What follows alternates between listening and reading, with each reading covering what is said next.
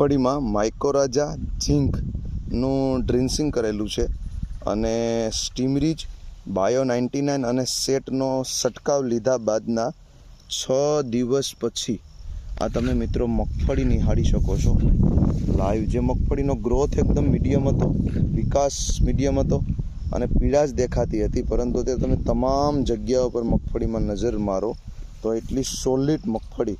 તે આ રિઝલ્ટ માઇકોરાજા ઝીંક જમીનમાં આપેલું અને ઉપરથી સ્ટીમરીજ બાયો 99 અને સેટ આપણા બેક્ટેરિયાનો છંટકાવ લીધેલો. ખુદ મારા જ ખેતરની અંદર તમે આ રિઝલ્ટ જોઈ શકો છો મિત્રો. આ તાકાત છે બાયોફિટ પ્રોડક્ટનું.